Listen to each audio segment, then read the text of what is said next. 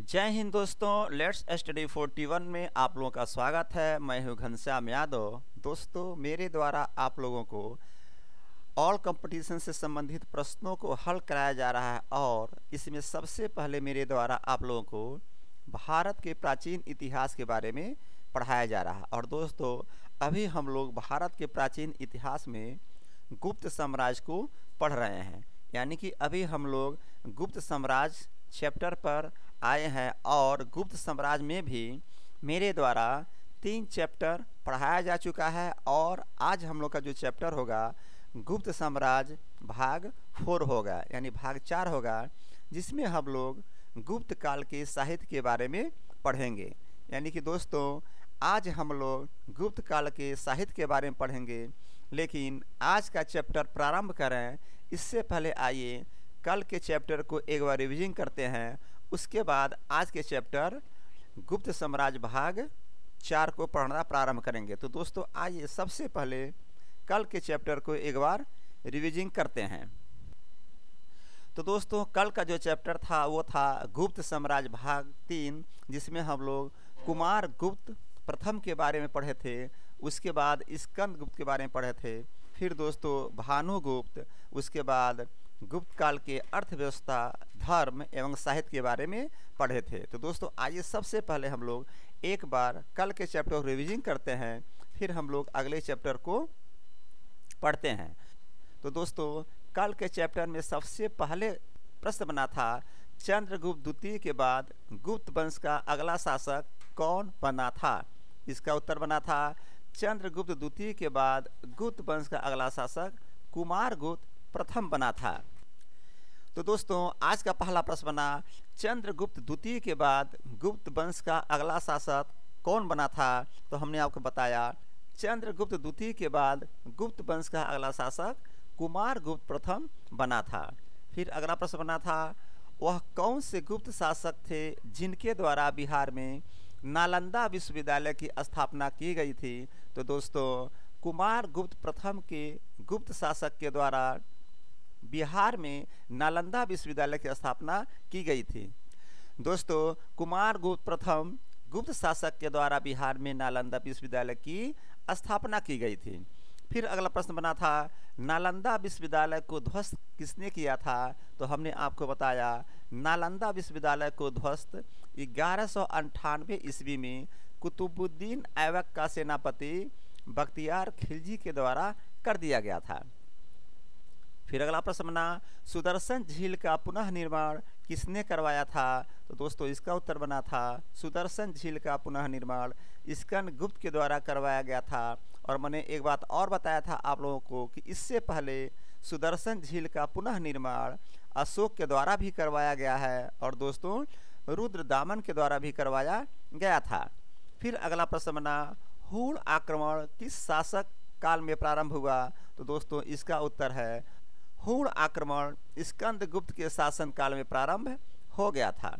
फिर अगला प्रश्न बना था सती प्रथा का साक्ष्य किस अभिलेख से मिलता है। तो दोस्तों, इसका उत्तर बना था सती प्रथा का साक्ष्य भानुगुप्त के एरण अभिलेख से मिलता है। फिर अगला प्रश्न बना कायस्थ नामक एक नए वर्ग का उदय किस काल में हुआ था। तो दोस्तों, इसका उत्तर है कायस्थ नामक एक नए वर्ग का उदय गुप्त काल से प्रारंभ हो गया था। और फिर अगला प्रश्न बना कायस्थ वर्ग का उल्लेख प्रथम बार किस स्मृति में किया गया। ध्यान देंगे दोस्तों, कायस्थ वर्ग का उल्लेख प्रथम बार किस स्मृति में किया गया। तो दोस्तों, इसका उत्तर है कायस्थ वर्ग का उल्लेख प्रथम बार याज्ञवल्क्य स्मृति में किया गया था। फिर अगला प्रश्न बना कायस्थ वर्ग का क्या काम था। दोस्तों, हमने आपको बताया था कायस्थ वर्ग का काम लेखा जोखा से संबंधित था, यानी कि लेखा जोखा का काम कायस्थ लोग करते थे। फिर दोस्तों, हमने आपको गुप्त काल के अर्थव्यवस्था के बारे में बताया था और उसमें सबसे पहले प्रश्न बना था गुप्त काल के अर्थव्यवस्था का मूल स्रोत क्या होता था। तो दोस्तों, इसका उत्तर बना था गुप्त काल के अर्थव्यवस्था का मूल स्रोत कृषि हुआ करती थी और भू राजस्व राज्य का मुख्य साधन होता था, जो भू राजस्व का कुल आय का 1/6 हिस्सा होता था। फिर अगला प्रश्न बना, आर्थिक आधार पर भूमि को कितने भागों में बांटा गया था। दोस्तों हमने आपको बताया था आर्थिक आधार पर भूमि को या खेती कह सकते हैं, खेती को 5 भागों में बांटा गया था। पहला क्षेत्र, दूसरा वास्तु, तीसरा चारागाह, चौथा सील और पांचवा अपृहत। दोस्तों पहला क्षेत्र, दूसरा वास्तु, तीसरा चारागाह भूमि, चौथा सील और पांचवा अपृहत। और दोस्तों ध्यान देंगे, ऐसी भूमि जो कृषि योग्य भूमि हुआ करती थी उसे क्षेत्र के अंतर्गत आता था, और ऐसी भूमि जो वास करने वाली भूमि होती थी उसे वास्तु भूमि कहते थे। और दोस्तों ऐसी भूमि जो पशुओं के चारा के योग्य भूमि हुआ करती थी उसे चारागाह भूमि कहते थे, और ऐसी भूमि जो जोतने लायक नहीं होती थी उसे सील भूमि कहती थे। और दोस्तों ऐसी भूमि जो जंगली होती थी उसे अपृहत भूमि कहते थे। फिर अगला प्रश्न आया, सिंचाई के लिए किस यंत्र का प्रयोग किया जाता था। तो दोस्तों इसका उत्तर बना था सिंचाई के लिए रहट एवं घंटी यंत्र का प्रयोग किया जाता था। मैंने आपको चित्र के माध्यम से भी देखिए समझाने का प्रयास किया था। अगला प्रश्न बना, गुप्त काल में व्यापार के लिए सर्वाधिक महत्वपूर्ण जगह कौन सा था। तो दोस्तों इसका उत्तर बना था गुप्त काल में व्यापार के लिए सर्वाधिक महत्वपूर्ण जगह उज्जैन हुआ करता था। कौन सा हुआ करता था जगह? उज्जैन जगह हुआ करता था। अगला प्रश्न बना, भारत में स्वर्ण मुद्राएं किस शासक के द्वारा चलाया गया। तो दोस्तों उत्तर बना था भारत में स्वर्ण मुद्राएं हिंद यमन शासक के द्वारा चलाया गया था। फिर अगला प्रश्न बना था, किस काल में राजाओं ने सर्वाधिक स्वर्ण मुद्राएं जारी किया था। तो दोस्तों इसका उत्तर बना था गुप्त काल में राजाओं ने सर्वाधिक स्वर्ण मुद्राएं जारी किए थे। फिर अगला प्रश्न बना, भारत में सबसे ज़्यादा शुद्ध सोने के सिक्के किस शासक ने चलाए। ध्यान दीजिएगा दोस्तों, प्रश्न पूछ रहा है भारत में सबसे ज़्यादा शुद्ध सोने के सिक्के किस शासक ने चलाए। तो उत्तर देंगे भारत में सबसे ज़्यादा शुद्ध सोने के सिक्के कुषाण शासकों के द्वारा चलवाया गया था। फिर अगला प्रश्न आया, गुप्त काल में स्वर्ण मुद्राओं को क्या कहा जाता था। तो दोस्तों इसका उत्तर बना था गुप्त काल में स्वर्ण मुद्राओं को दिनार कहा जाता था। फिर अगला प्रश्न बना, श्रेणी के प्रधान को क्या कहा जाता था। तो दोस्तों इसका उत्तर बना था श्रेणी के प्रधान को ज्येष्ठक कहा जाता था। फिर दोस्तों गुप्त काल के धर्म पर हम लोग आए थे, और गुप्त काल के धर्म के बारे में पहला ही प्रश्न बना था गुप्त काल का राजकीय धर्म क्या था। तो इसका उत्तर बना था गुप्त काल का राजकीय धर्म वैष्णव धर्म था। कौन सा धर्म था? वैष्णव धर्म था। और फिर अगला प्रश्न बना, गुप्त काल का राष्ट्रीय चिन्ह क्या था। तो दोस्तों गुप्त काल का राष्ट्रीय चिन्ह गरुड़ था। ध्यान देंगे दोस्तों, गरुड़ भगवान विष्णु का वाहन है, और भगवान विष्णु या कृष्ण कह सकते हैं ये वैष्णव धर्म से संबंधित है। और चूंकि गरुड़ भगवान विष्णु का वाहन है, और यहाँ पर राष्ट्रीय चिन्ह गरुड़ को ही रखा गया था। फिर अगला प्रश्न बना, गुप्त काल में भगवान विष्णु का सबसे लोकप्रिय अवतार क्या था। तो इसका उत्तर बना था गुप्त काल में भगवान विष्णु का सबसे लोकप्रिय अवतार वराह अवतार था। कौन सा अवतार था? वराह अवतार था। और फिर दोस्तों प्रश्न बना, भारतीय इतिहास में किस समय से त्रिमूर्ति की पूजा प्रारंभ कर दिया गया। तो दोस्तों इसका उत्तर बना था भारतीय इतिहास में गुप्त काल से ब्रह्मा, विष्णु और महेश की मूर्ति की पूजा प्रारंभ कर दी गई थी। फिर दोस्तों गुप्त काल के साहित्य के बारे में हम लोग पढ़े थे, और इसमें सबसे पहला प्रश्न आया था किस काल को भारतीय इतिहास का स्वर्ण युग कहा गया। तो दोस्तों इसका उत्तर बना था गुप्त काल को भारतीय इतिहास का स्वर्ण युग कहा जाता है। और दोस्तों अगला प्रश्न बना था मृच्छ कटिकम या माटी का खिलौना गाड़ी की रचना किसके द्वारा किया गया था। तो दोस्तों उत्तर देंगे मृच्छ कटिकम या माटी का खिलौना गाड़ी की रचना शूद्रक के द्वारा किया गया था। फिर अगला प्रश्न बना था भारत की वह कौन सी रचना है जिसका प्रथम बार यूरोपीय भाषा में अनुवाद किया गया था? तो दोस्तों उत्तर देंगे भारत की अभिज्ञान शकुंतलम एक ऐसी रचना है जिसका प्रथम बार यूरोपीय भाषा में अनुवाद किया गया था। तो दोस्तों इस प्रकार हमने जो आपको कल के चैप्टर को पढ़ाया था उसका रिवीजन कर लिया गया। अब आइए दोस्तों आज के चैप्टर को पढ़ना प्रारंभ करते हैं। तो दोस्तों आज हम पढ़ेंगे गुप्त साम्राज्य भाग 4 के बारे में, जिसमें गुप्त काल के साहित्य के बारे में हम लोगों को पढ़ना है। और आज के चैप्टर में सबसे पहला ही जो प्रश्न बन रहा है वो बन रहा है भारत की वह कौन सी रचना है जिसका दूसरी बार यूरोपीय भाषाओं में अनुवाद किया गया। ध्यान दीजिएगा, पहला ही प्रश्न बन रहा है भारत की वह कौन सी रचना है जिसका दूसरी बार यूरोपीय भाषा में अनुवाद किया गया। तो दोस्तों आप उत्तर देंगे भगवत गीता एक ऐसी रचना है जिसका दूसरी बार यूरोपीय भाषा में अनुवाद किया गया था। यानी भारत की भगवत गीता एक ऐसी रचना है जिसका दूसरी बार यूरोपीय भाषा में अनुवाद किया गया था। और दोस्तों कल हमने बताया था आपको अभिज्ञान शकुंतलम का पहली बार यूरोपीय भाषा में अनुवाद किया गया था। यहाँ प्रश्न पूछ रहा है भारत की वह कौन सी रचना है जिसका दूसरी बार यूरोपीय भाषा में अनुवाद किया गया था। तो इसका उत्तर बना भगवत गीता। यानी भारत की भगवत गीता एक ऐसी रचना है जिसका दूसरी बार यूरोपीय भाषा में अनुवाद किया गया था। और दोस्तों कल हमने आपको बताया था कि भारत की अभिज्ञान शकुंतलम एक ऐसी रचना थी जिसको पहली बार यूरोपीय भाषा में अनुवाद किया गया था। अब दोस्तों आज का अगला प्रश्न बन रहा है पंचतंत्र की रचना किसके द्वारा की गई थी। तो दोस्तों इसका उत्तर है गुप्त काल में पंचतंत्र की रचना विष्णु शर्मा के द्वारा की गई थी। ध्यान देंगे दोस्तों, गुप्त काल जब चल रहा था उसी समय विष्णु शर्मा के द्वारा पंचतंत्र की रचना की गई और जिसे संस्कृत भाषा में लिखा गया था। ध्यान देंगे आप लोग, पंचतंत्र को संस्कृत भाषा में लिखा गया था, या ऐसे कह सकते हैं कि पंचतंत्र की भाषा संस्कृत हुआ करती थी या पंचतंत्र संस्कृत में लिखी गई थी। तो दोस्तों यहाँ प्रश्न बन रहा है पंचतंत्र की रचना किसके द्वारा की गई थी। आप उत्तर देंगे पंचतंत्र की रचना गुप्त काल में पंचतंत्र की रचना विष्णु शर्मा के द्वारा की गई थी। फिर अगला प्रश्न बना संसार का सबसे प्रचलित ग्रंथ किसे माना जाता है। तो ध्यान देंगे दोस्तों पंचतंत्र को संसार का सबसे प्रचलित ग्रंथ माना जाता है।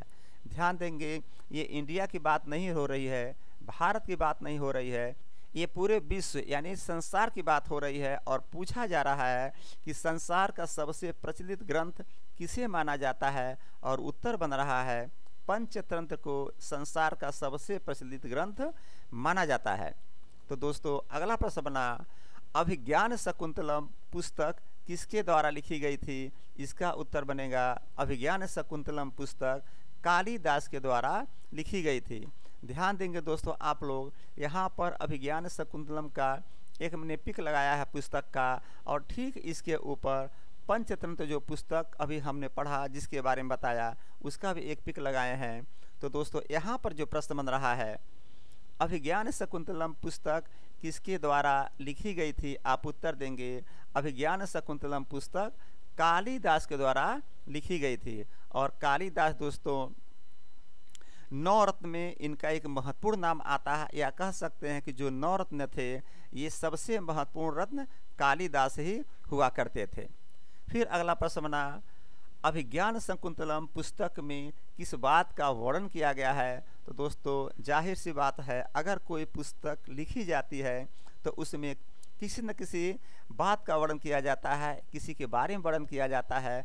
तो प्रश्न यही पूछ रहा है अभिज्ञान शकुंतलम पुस्तक में किस बात का वर्णन किया गया। तो आप उत्तर देंगे अभिज्ञान शकुंतलम पुस्तक दुष्यंत एवं शकुंतला के प्रेम कथा का वर्णन है। ध्यान दीजिएगा अभिज्ञान शकुंतलम जो पुस्तक है दोस्तों वो दुष्यंत एवं शकुंतला के प्रेम कथा को दर्शाता है, यानी कि इसमें दुष्यंत एवं शकुंतला के प्रेम कथा के बारे में वर्णन किया गया है।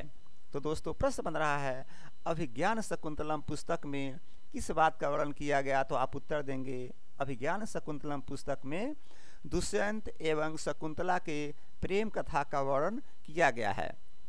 दोस्तों, अभिज्ञान शकुंतलम से दो प्रश्न क्लियर हुआ। पहला, अभिज्ञान शकुंतलम पुस्तक किसके द्वारा लिखी गई है? तो उत्तर बना था अभिज्ञान शकुंतलम पुस्तक कालिदास के द्वारा लिखी गई है। और दोस्तों, अभिज्ञान शकुंतलम पुस्तक में दुष्यंत एवं शकुंतला के प्रेम कथा का वर्णन किया गया है। फिर अगला प्रश्न बना, मालविकाग्निमित्रम पुस्तक किसने लिखी थी? तो दोस्तों, इसका उत्तर है मालविकाग्निमित्रम पुस्तक कालिदास के द्वारा लिखा गया था। और फिर इसी से संबंधित प्रश्न और बना, मालविकाग्निमित्रम पुस्तक में किस बात का वर्णन किया गया? तो दोस्तों, मालविकाग्निमित्रम पुस्तक में अग्निमित्र एवं मालिका के प्रेम कथा का वर्णन किया गया है। देखेंगे दोस्तों, यहाँ पर एक मालविकाग्निमित्रम पुस्तक का मैंने एक पिक लगाया है और इसी के बारे में पूछ रहा है कि मालविकाग्निमित्रम पुस्तक किसने लिखा? आप उत्तर देंगे मालविकाग्निमित्रम पुस्तक कालिदास ने लिखा था। और मालविकाग्निमित्रम पुस्तक में अग्निमित्र एवं मालविका के प्रेम कथा का वर्णन किया गया है।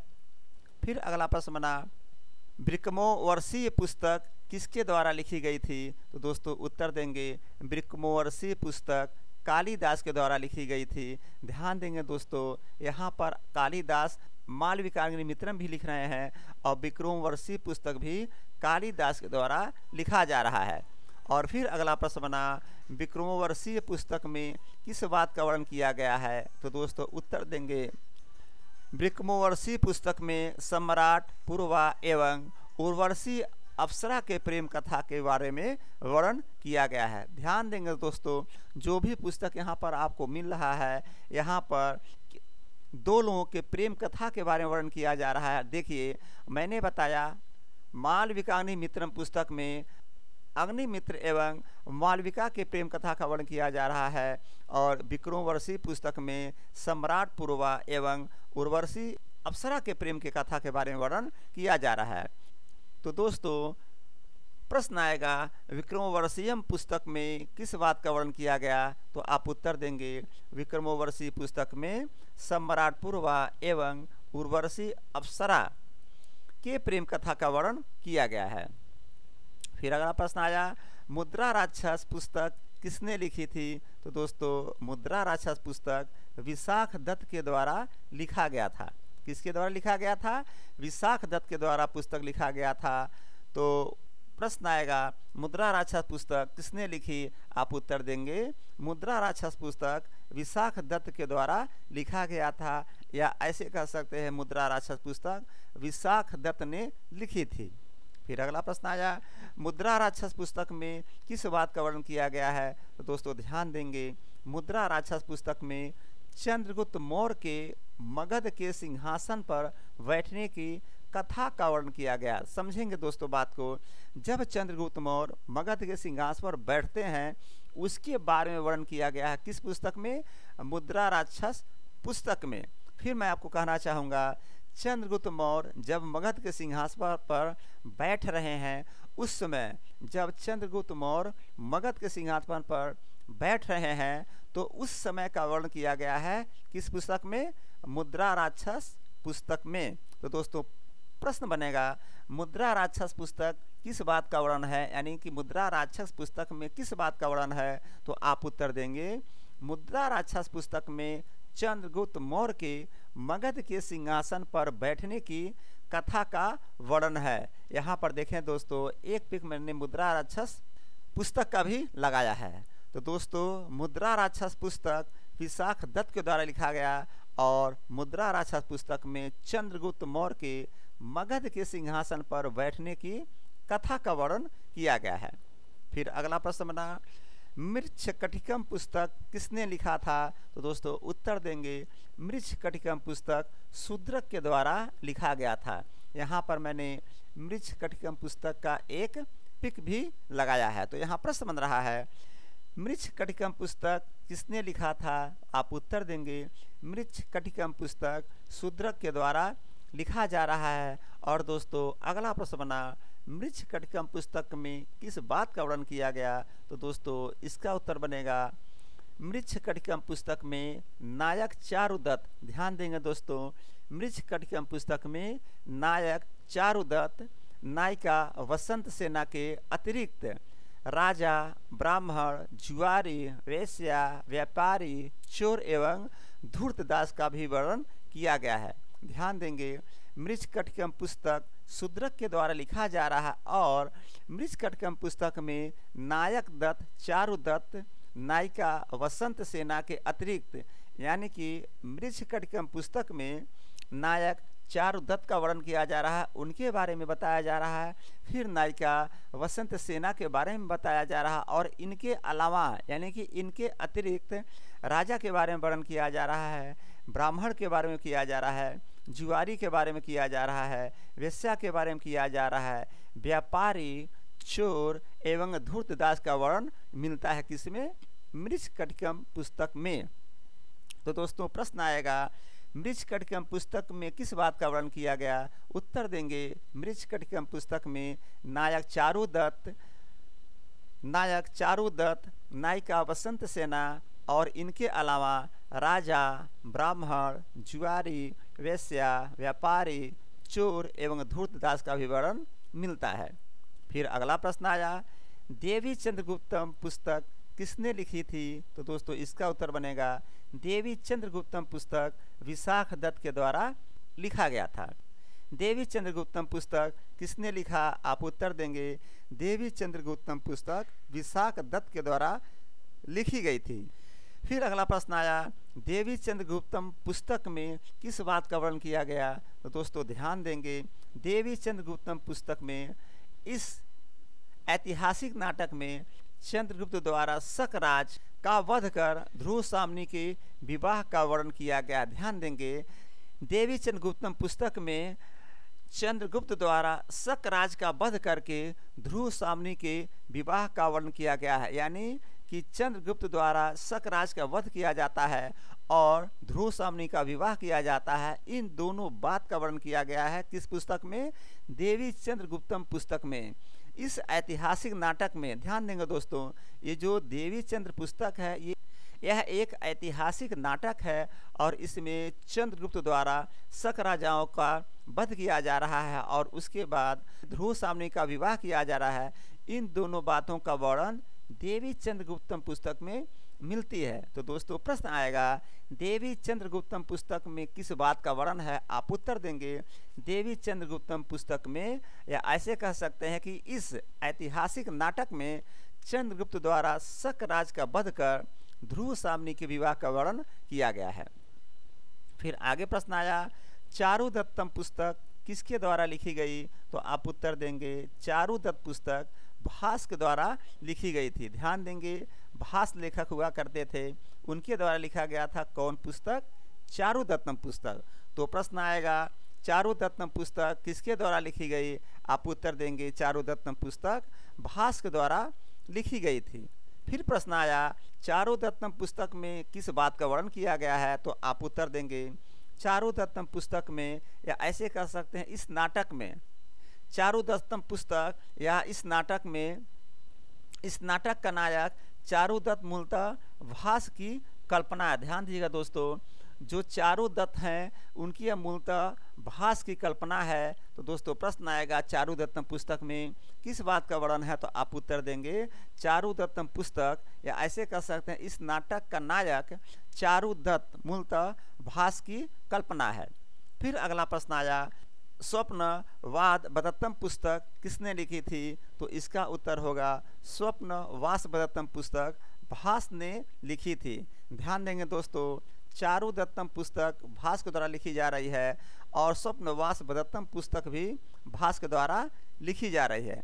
तो यहाँ पर प्रश्न बन रहा है, स्वप्नवास बदत्तम पुस्तक किसने लिखी थी? आप उत्तर देंगे, स्वप्नवास बदत्तम पुस्तक भास के द्वारा लिखी गई थी। और फिर अगला प्रश्न बना, स्वप्नवास बदत्तम पुस्तक में किस बात का वर्णन किया गया है? तो आप उत्तर देंगे, स्वप्नवास बदत्तम पुस्तक में महाराज उदयन और वासदत्ता के प्रेम कथा का वर्णन किया गया है। स्वप्नवास बदत्तम पुस्तक में महाराज उदयन और वासदत्ता की प्रेम कथा का वर्णन किया गया है। तो दोस्तों प्रश्न आएगा, स्वप्नवास व्रतम पुस्तक में किस बात का वर्णन किया गया?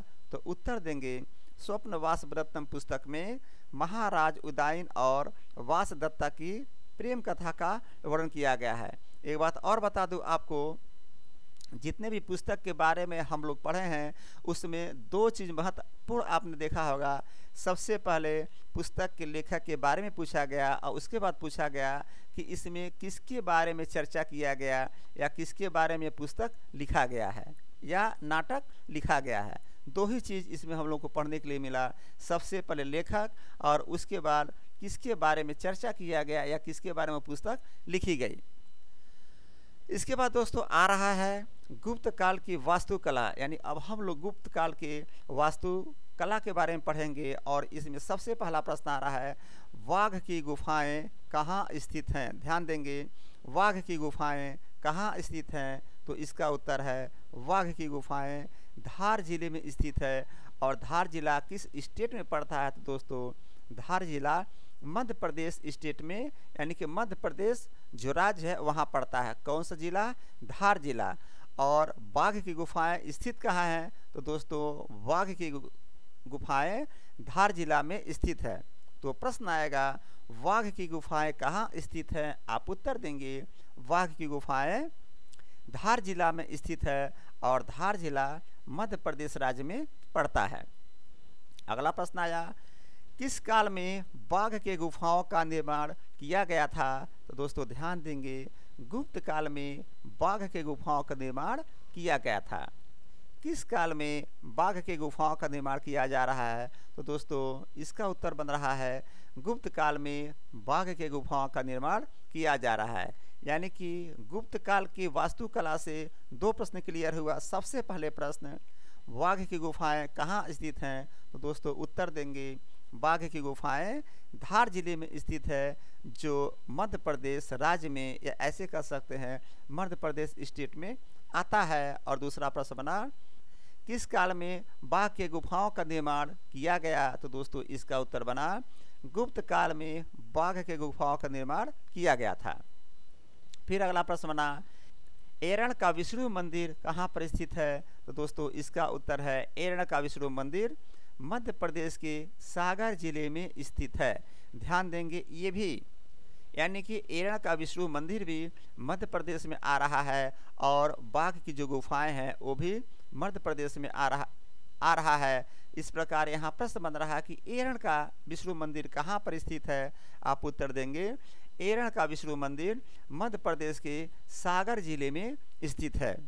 तो दोस्तों इस प्रकार आज का प्रश्न उत्तर यहीं पर समाप्त होता, लेकिन बिना रिविजिंग करे मैं आपको छोड़ता नहीं हूँ, चूँकि रिविजिंग मस्ट है। अगर रिविजिंग नहीं करेंगे तो जो भी बातें, जो भी आपको चैप्टर याद होता है आप भूल जाते हैं। सच्चाई भी है, ये एक ह्यूमन नेचर है, जो कुछ याद होता है उसे भूलना ही है। लेकिन अगर आप रिविजिंग करते हैं तो फिर दोस्तों जो बातें याद आती हैं और फिर भूलती नहीं हैं। इसलिए मैं बार बार रिविजिंग पर जोर देता हूं और रिविजिंग करवाता हूं। तो दोस्तों आइए आज के चैप्टर को एक बार रिविजिंग करते हैं। तो दोस्तों आज के चैप्टर में सबसे पहले प्रश्न बना था, भारत की वह कौन सी रचना है जिसका दूसरी बार यूरोपीय भाषा में अनुवाद किया गया? तो दोस्तों इसका उत्तर बना था भगवत गीता। यानी भारत की भगवत गीता एक ऐसी रचना है जिसका दूसरी बार यूरोपीय भाषा में अनुवाद किया गया था। और मैं पहले ही बताया था कि अभिज्ञान शकुंतलम पहली पुस्तक थी, यानी पहली रचना थी जिसका यूरोपीय भाषा में अनुवाद किया गया था। फिर अगला प्रश्न बना, पंचतंत्र की रचना किसके द्वारा की गई? तो दोस्तों इसका उत्तर बना था गुप्त काल में पंचतंत्र की रचना विष्णु शर्मा के द्वारा किया गया था। फिर अगला प्रश्न बना था, संसार का सबसे प्रचलित ग्रंथ किसे माना जाता है? तो हमने आपको बताया था पंचतंत्र को संसार का सबसे प्रचलित ग्रंथ माना जाता है। अगला प्रश्न बना, अभिज्ञान शकुंतलम पुस्तक किसके द्वारा लिखी गई थी? तो दोस्तों इसका उत्तर बना था अभिज्ञान शकुंतलम पुस्तक कालिदास के द्वारा लिखी गई थी। और फिर अगला प्रश्न बना, अभिज्ञान शकुंतलम पुस्तक में किस बात का वर्णन है? तो हमने आपको बताया था अभिज्ञान शकुंतलम पुस्तक दुष्यंत एवं शकुंतला के प्रेम कथा का वर्णन है।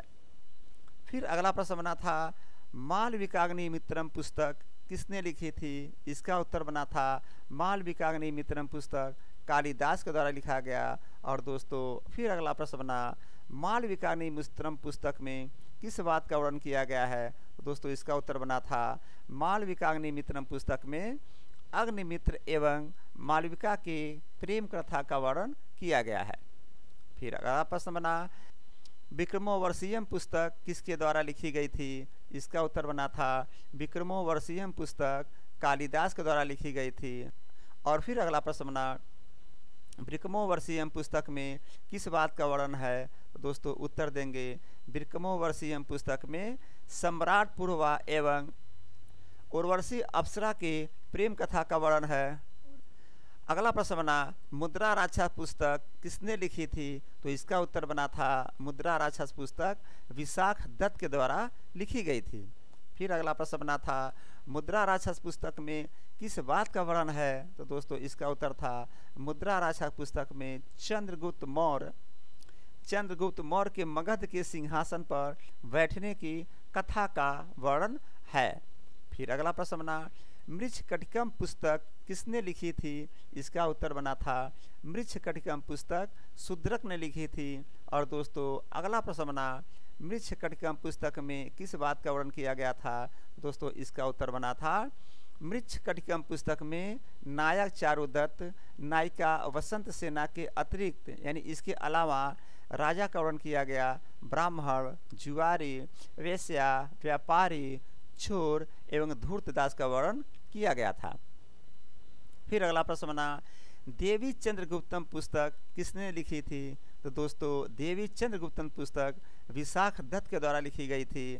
और फिर अगला प्रश्न बना देवी चंद्रगुप्तम पुस्तक में किस बात का वर्णन है? तो आप उत्तर देंगे देवी चंद्रगुप्तम पुस्तक इस ऐतिहासिक नाटक में दोस्तों ध्यान देंगे ये जो देवी चंद्रगुप्तम पुस्तक है ये एक ऐतिहासिक नाटक है। तो दोस्तों इस ऐतिहासिक नाटक में चंद्रगुप्त द्वारा शकराज का वध कर ध्रुव सामनी के विवाह का वर्णन किया गया है।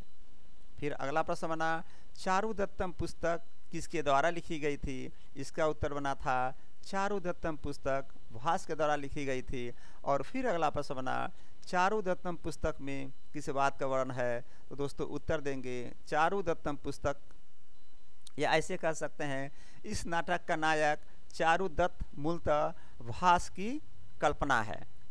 अगला प्रश्न बना स्वप्नवास व्रतम पुस्तक किसने लिखी थी? तो दोस्तों इसका उत्तर बना स्वप्नवास व्रतम पुस्तक भास ने लिखी थी। और अगला प्रश्न बना स्वप्नवास व्रतम पुस्तक में किस बात का वर्णन है? तो इसका उत्तर बना था स्वप्नवास व्रतम पुस्तक में महाराज उदयन और वासदत्ता की प्रेम कथा का वर्णन है।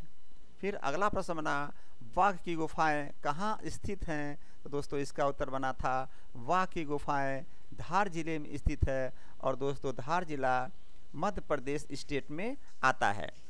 फिर अगला प्रश्न बना किस काल में बाघ के गुफाओं का निर्माण किया गया था? तो इसका उत्तर बना था गुप्त काल में बाघ के गुफाओं का निर्माण किया गया था। और दोस्तों लास्ट में प्रश्न बना था एरण का विष्णु मंदिर कहाँ पर स्थित है? तो इसका उत्तर बना था एरण का विष्णु मंदिर मध्य प्रदेश के सागर जिले में स्थित है।